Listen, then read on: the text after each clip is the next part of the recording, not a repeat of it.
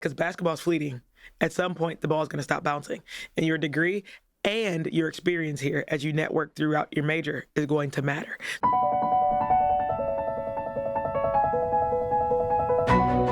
Raina, thanks so much for being here today. Katie, I'm excited to be here in conversation with you today. Thanks for having me. Yeah, so, we always like to say that we have a lot of people from the Midwest. I think that's an understatement. We have a ton of people from the Midwest. Yeah.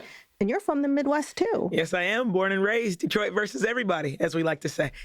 Were sports important to you and your family growing up? Yeah, very much so. So I'm an only child with a single mom. And so my mom, she worked at a place called Police Athletic League.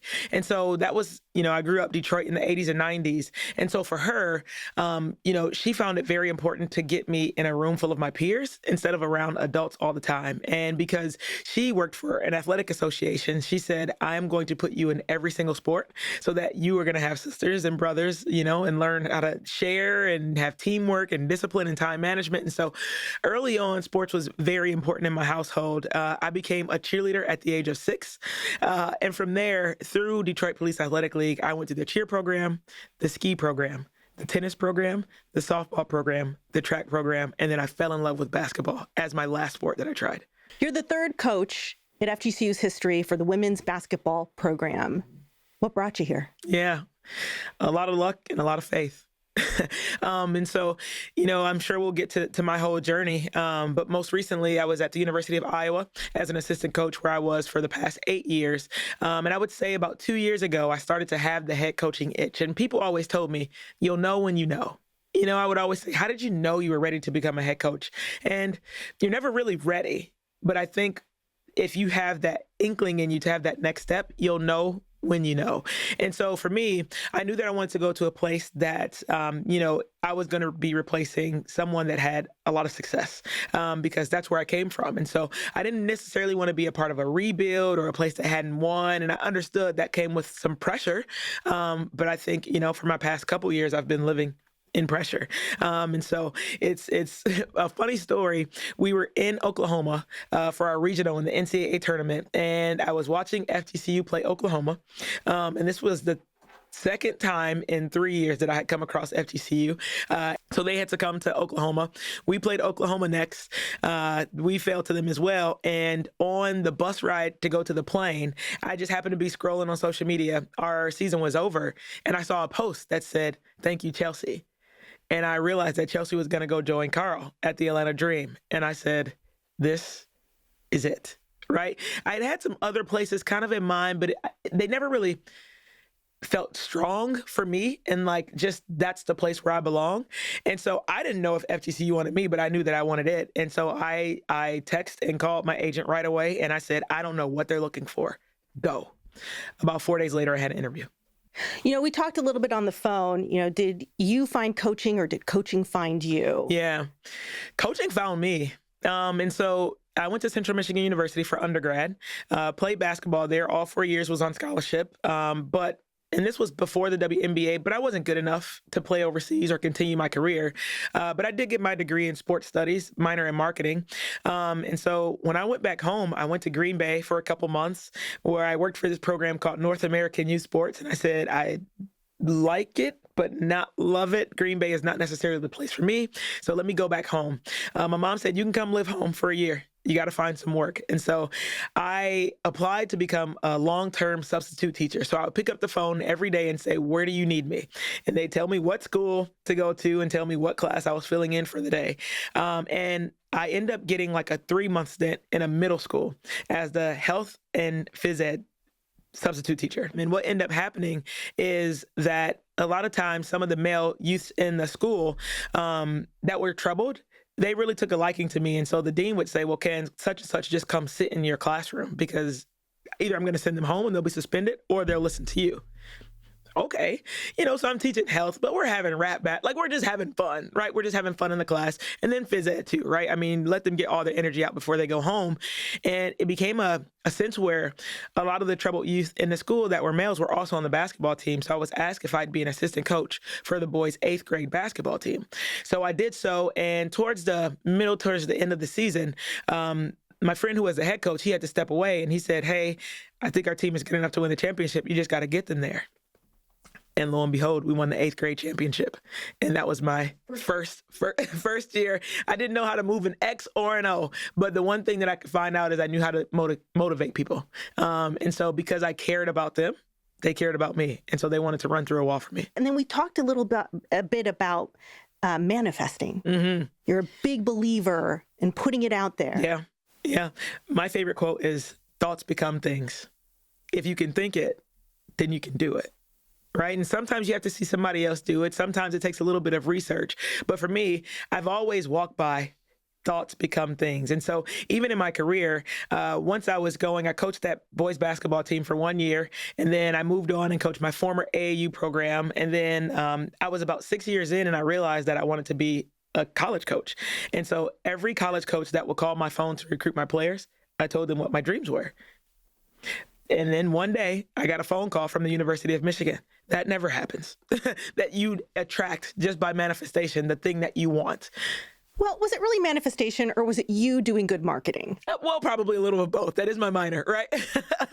But I just agree that, the things that you throw out into the world, they'll come back to you. Now, I will say this, you better be ready for what you ask for, because it's going to come back to you, so you work while you wait. But I think my whole career has been that, figuring out what it is I wanted to do. I put it out into the universe. I work really hard while I wait, and it's all come back to me. I was going to say that Midwestern work ethic. Mm-hmm. We talked a little bit about that too before. Mm-hmm. Not just putting it out to the universe and expecting good things to happen because I'm a good person. That's right. It's working hard. Mm-hmm. Can you explain a little bit about, because you were surrounded by hard workers. I was, yeah. And so even growing up, like I said, in Michigan, in the 80s and 90s, a lot of blue collar workers, as my family members, even a lot of my coaches, right? And for the most part, I would say most of them either work for Ford, GM, or Chrysler, right? In Motown, in Motor City. And so to be able to watch them, get up, get their kids off to school, go work in a factory for 8 hours a day, sometimes 6 to 7 days a week. That is hard physical labor, and even my coaches to be able to do some of that work and then come coach, players that are not their own kids for 2 to 3 hours after work every day, and to be able to put more than athletics, instill more than athletics into us, but for us to be quality people, for us to take them under their wing. Again, when we say Detroit versus everybody, that's just that hard work mindset, we hustle hard. You had some good coaches growing up? I had some great coaches, some really good coaches.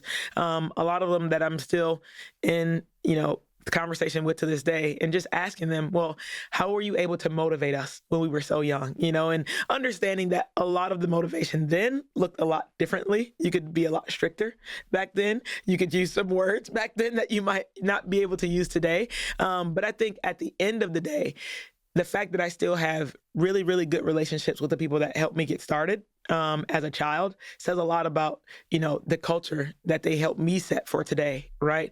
Some coaches are transactional, that's fine. I am very much relational. And every single student athlete that I've coached in my past, I strive to stay in their lives to this day. That seems to be really important to the athlete nowadays, in an age where you can get a lot of money now, mm-hmm. being a college athlete. The athletes I spoke to at Florida Gulf Coast University said it was the relationship mm-hmm. with the coaches and the coaching staff mm-hmm. that got them here. And I did talk to a lot of your student athletes, mm-hmm. and they all said that. Yeah. I think, throughout the recruiting process, you can find out a lot about student athletes, what they want, and they also find out a lot about you. And oftentimes you're going to attract alike things, for me, and I've always been this person, whether I've been an assistant or a head coach, sometimes you can go after a 5-star athlete, but if you don't really jive with them, or you're not going to enjoy coaching them, or they're going to be a distraction in your locker room, and they're not people first, people always, it's not necessarily going to work, So for the team that I was able to assemble, I knew going in that they were looking for a relationship, out of their head coach. And I'll say this all the time, and I didn't invent this, but I'll coach them for 4 years. If I'm lucky, they'll have me for the next 40. How many of your former student athletes do you keep in touch with? I just had lunch with Kate Martin yesterday, which is really cool, right? I haven't coached Kate Martin in 2 years, but I'd say even some of the 8th grade boys basketball team that I'm coached, I am probably still in touch with 5 of them. And that was my very first job as a coach. And so I'd reckon 80% of the student athletes. Now, I would say the other 20, it's not a bad relationship, right? We probably didn't have maybe as much in common, but we made texts a few times a year, happy holidays, happy birthday, and things like that. But I would say for the most part, 80% of the players that I've coached in the past, I have really, really good relationships with that we are in communication multiple times a year. Your first win at Florida Gulf Coast University, how many of those students blew up your phone? Oh, it was huge. It was really huge, right? And I think even bigger when I got the job, right? Because for me, not even about wins or losses, but it was like, what I love about this, even maybe players that had entered the transfer portal when I was at the University of Iowa, them texting me saying, it's about time, you're ready, go kill it. They are lucky. And that was just like, because that tells you about your relationship with them. You know, whether they chose to stay where I was coaching or not, they really appreciate me as a person, and I really appreciate them. And so it was really fun, you know, after the first win, after the Stanford win, you know, after the FAU, you know, I mean, just every walk in my journey, those student athletes have been here for me. And I tell them all the time, if it weren't for them, I wouldn't be sitting in this seat. Now, one of your student athletes that you coached back in Iowa, people may recognize the name, Yeah. right? So we're just going to mention it. We're going to mention it really quickly and move on. Yeah. Caitlin Clark. Yeah. She still texts you. Yeah. I would say Caitlin and I probably text every week, multiple times a week. And it depends on what we have going on. She'll check in with me and say, hey, who do we have this week? Right? She's with me. Trust the process, you know, tell them they need to box out. Right. And so she's in tune with what we have going on. And then I'll shoot her a message. Hey, how you doing? How's the injury coming? Hey, I know you're out at USA trials. How's it going? You're ready. You know, and so it's really interesting right now that her and I are both sharing the same type of conversation with each other where we're just like pouring into each other. Essentially, you got this, which has been really fun. So what do you tell your students when recruiting them? Yeah. You had a really interesting phrase. Yeah. Yeah. Oh, boy. I got a lot of phrases, so I'm unsure which one we talked about in the past. I think a couple of, you know, you made a promise. You like to make a promise, right? I think you said you may not leave with. Yeah. Yeah. So you may not leave with like rings or championships. I can't promise you all that, right? I can't promise you that. But you're going to leave with your degree. That's number one. And you're going to leave having a good time. And I'll be in your life for the rest of your life. And most people, they like that. They do like that, right? At least in my first year. I mean, I think I had a 95% success rate in the transfer portal this year. So it's been really fun. But again, I am vulnerable with my student athletes. I tell them my fears, right? I tell them my expectations. I tell them, you know, my vision. You know, and it's on them to get on board. But I think, you know, more than anything, they just really appreciate my authenticity as we're talking about the journey. I don't lead with what you can do for me on the floor and how many championships we're going to win. That's not where I start, right? It's tell me about you as your person, like, and how I can help you as a person first, right? I'll say this often, people first, people always. I was going to say, because you're not building superstars, you're building, and I think these are your own words, you're building better people. That's right. Always. Yeah. Better people make better Eagles. So you get out there, you're building a team, you're trying to get everyone to have each other's back. Yeah. At the end of the day, do you sometimes have students who are like, you know, that person's just not my cup of tea? Oh, yeah. How do you get around that's that? That's a team, right? I mean, that's definition of a team, right? And that's the fun part of coaching, I think, is trying to get you already have everybody on the bus, right? Now you got to get us all pedaling in the same direction. And so, yeah, you're not going to have, you know, everybody that likes everybody as closely as you would like, right? I would say, you know, somebody on our team is going to get married and they're not going to have 14 bridesmaids that all came from FGCU. You know, they might have one or two though.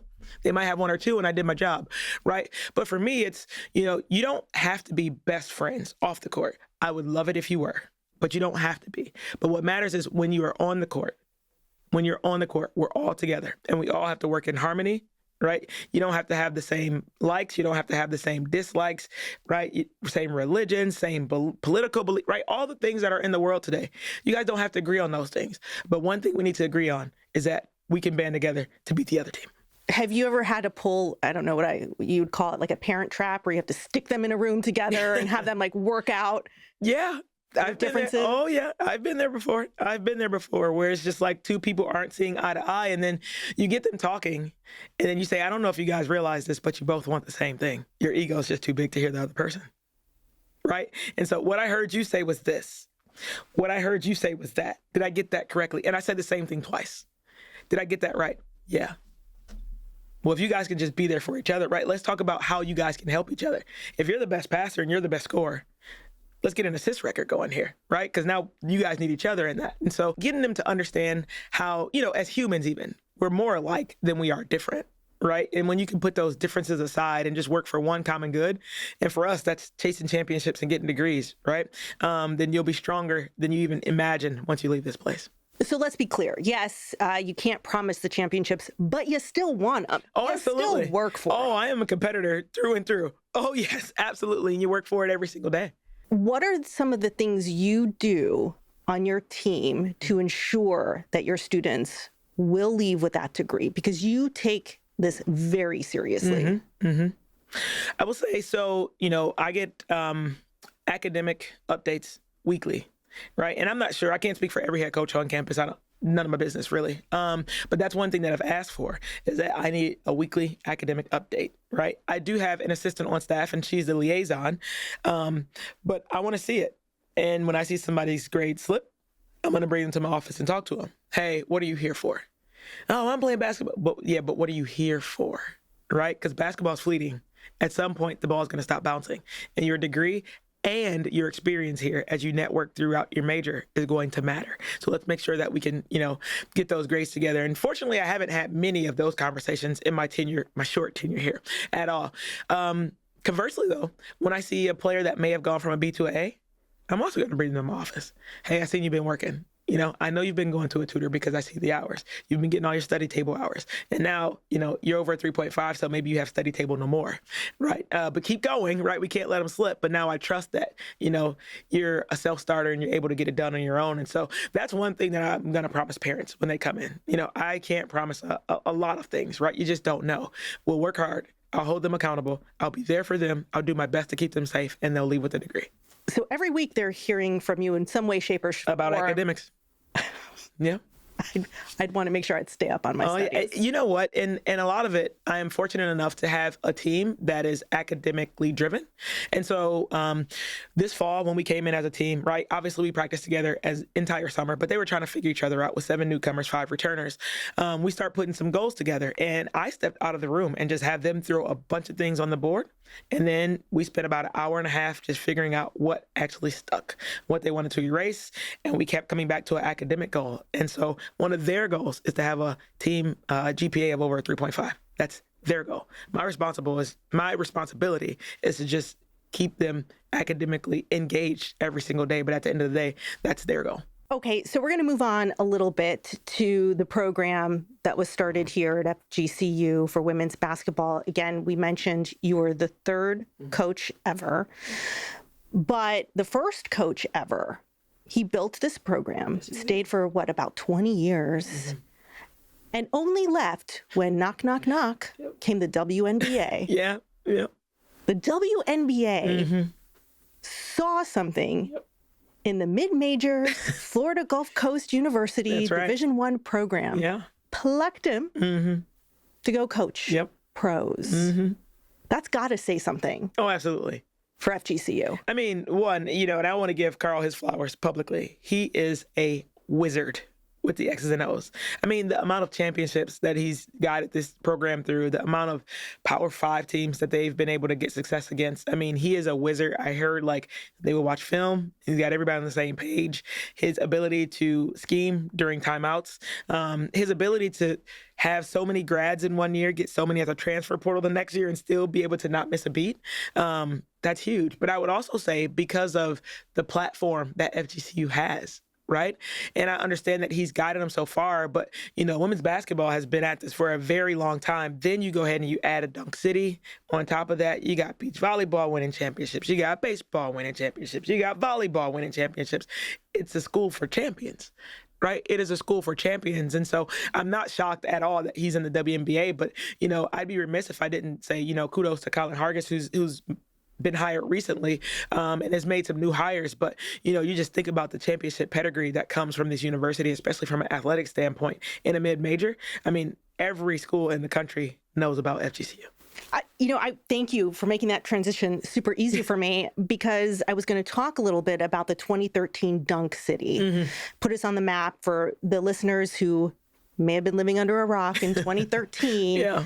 FGCU, the men's basketball team, was the first team in NCAA history to be a 15 seed to move on to the Sweet 16. Huge. And they did it in a spectacular playing style. Oh, yeah. They're soaring like eagles, if you will. Yeah. And it gave us the moniker Dunk City. But we're not just that. That's right. You mentioned just a few of the teams. I think almost all of our teams. And just recently, for the first time ever this season, women's cross country, a runner made an appearance. That's right. Yeah. In the NCAA championship. That's right. We are winners. And not just winners, champions, right? So when it counts. And I mean, the thing is, when you're around, that type of pedigree, you can't help but to raise the bar for yourself, right? Because your peers are champions, so you can't be the one that's not a champion, right? And so, I mean, even myself and Thais, the volleyball coach, we have conversations all the time because we're both in our first year, and she ended up going into her tournament number 1 in the conference. We were ranked preseason number 1 going into our season. And so, just to have those conversations about, okay, so you bring so many newcomers in, how do you build culture?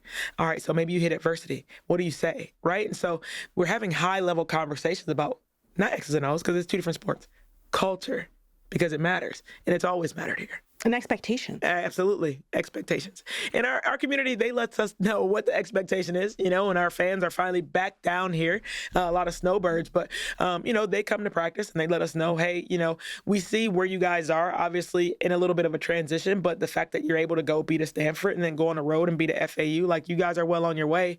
And we also explain, we know what the standard is here, right? And the standard is to win championships. So again, for anyone listening out there, I want them to know that we're your hometown team, whether you're here for a 2-month break, a 6-month break, the snowbirds, as we like to call them, coming from up north to escape the winter, or you're here for 12 months. We got something for you all year long. Absolutely. I mean, again, you talk about our athletic department, right? And you won't find another Division I school for 2 hours north, south, east, and you'll be in the middle of the water if you go west. But right, I mean, like, we have it, right? As long as we're in school, and not even, I mean, because softball and baseball, they're playing into the spring and the summer, right? And again, champions in their own right. And so, if you're looking to see great competition, right, the ASUN provides that. I would say kudos to our head coaches for scheduling as tough as we do. Right. I mean, to be able to get Indiana and South Carolina this year on our home court in Alico, right? If you're a fan of women's basketball, you want to see those 2 teams. I mean, where else in the country are they going? And so, I mean, we're fortunate enough to have a fan base to support that, to have the weather that supports that, to have administration that also believes in that. But schools of that caliber, they want to play teams like us because they know that it does well for their own schedule. To come down here and to play in a sold-out Alico, that does wonders for teams like Indiana or for South Carolina. Something that, maybe if they go to another ASUN school or a smaller school on the road, they might not have that type of crowd. But we will, and we want to continue to have that. So I'll just tell anybody that's down here, we are your hometown team. If no matter what sport you want to support, we're probably pretty good at it. And you can still be a supporter of somewhere up north. It's not cheating. That's right. You can love 2 teams. You can love them and cheer for us, yes. And love us, too. That's right. Absolutely. Because we're going to give you a good game. Absolutely. I mean, you just think about the Indiana game that we had most recently. I mean, 5-6 point game going into halftime. We're playing some good basketball right now. But again, you think about what our baseball team was able to accomplish this year. I'm sure our softball team has a great schedule. Our volleyball team played a ton of Power 5 teams. We're just bringing P5 talent here. But not only that, you're going to see us excel in our sport, and we're some of the best in our conference in our respective sports. I like how you said that. We're going to give you a really good game and get the P5 teams down here. But you've also said in the past something different than maybe some other powerhouse schools is that we give you access. Yeah.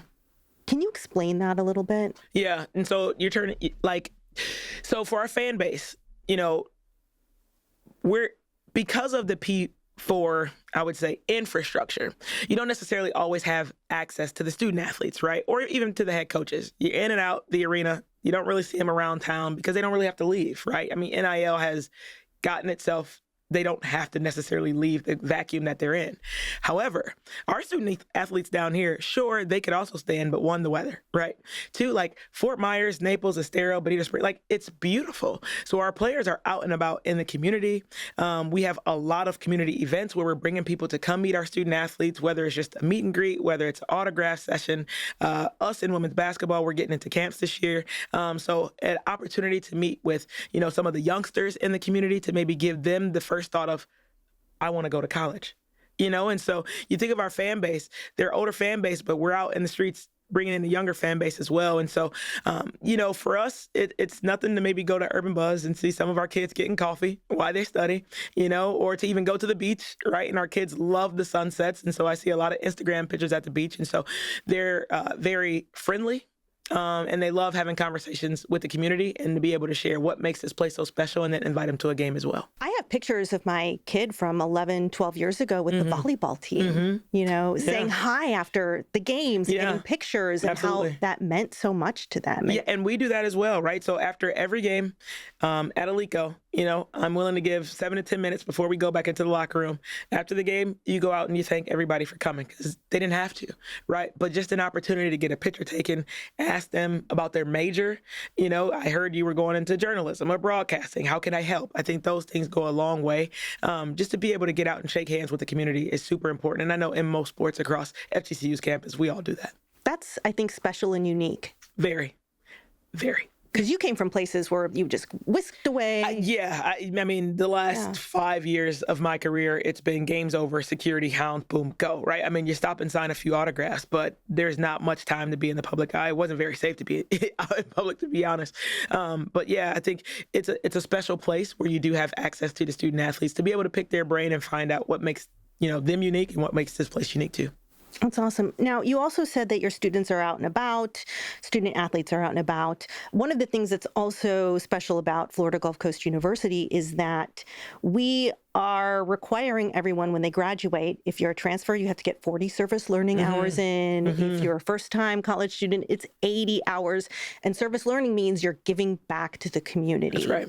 Why is that important to you? Yeah, I think it's super important because, again, it could be transactional and you can always have the community come to Alico and always come to see you. But I think it's just a little bit different when you put yourself into the community, right? And then that's what really separates us as making us your hometown team, right? Is because you see us not only in our spaces, but now you see us in your spaces. So whether we're at the hospital or whether we're going Boys and Girls Club or whether we're just out in the community, at Kilwins, grabbing ice cream and signing autographs, right? I think it's really important, to volunteer too, right? Nowadays, student athletes are getting paid, right? Which I'm in favor of. But I think there's something unique about volunteering and just giving of your time to a bigger cause, which really, says a lot about the program. But I think that's when people can really get to appreciate your program is, we didn't have to be there, but we wanted to see your program succeed, whether that's a nonprofit or wherever we are in the community, just to be able to say, Habitat for Humanity, hey, we want to help build a house with you guys, because that's important for this community here. Or we go to the hospital. Let us just say hi to the kids in the hospital because it's going to make their day. This isn't about us. We're just here to make their day. I think it's just super important and it's super necessary for any program that I'm going to be coaching.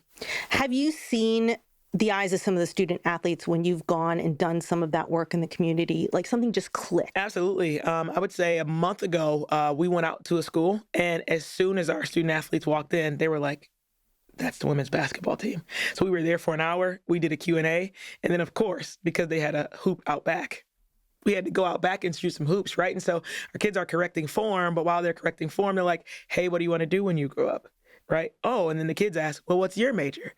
Oh, well, I hadn't considered that. I've never even heard of that. What is that? Right? So because of the connection of us putting ourselves in their space where they feel most confident, and then they're connecting through the sport of basketball, I think through that, now you get to see 30 young females that maybe not consider basketball or not consider certain majors that our players have. Now their eyes have just opened so big to the world beyond what they can see in high school. All right. You kind of answered this already, but again, before we go, what's the one thing you want our listeners to take away from this conversation today? FGCU Athletics. We are your hometown team, and we need you in the stands supporting us. It makes a difference. It makes a huge difference. It makes a huge difference. I think about our conference, and I'm watching film on them, and some of those places, they don't have many people in their stands, right? Alico's always been different, but we want to continue to allow Alico to be different. There's a reason why Alico's women's basketball has been to the NCAA so many times, year after year after year, and it's because I say hostile in a good way for the home team. It's a hostile place to play, and that's because our fans show up, right? But I appreciate the fans that we have now, but I'm a little greedy. I want more. I want more. Me too. I'm a little greedy too. I want everybody That's out right. there seeing the amazing things that we do on the court, on the field, everywhere that we play. 15 Division I teams. That's right. We've got something for everybody. Absolutely. You got to start somewhere. So, And it's fun. It's fun for everybody. I don't care if you're 7 or you're 70. You're going to have a good time. yeah, and you really can't beat what you're going to get. That's right. Well, thank you, Raina Harmon, the women's basketball coach here at Florida Gulf Coast University. Thank you, Katie. It's been a pleasure. Wings up.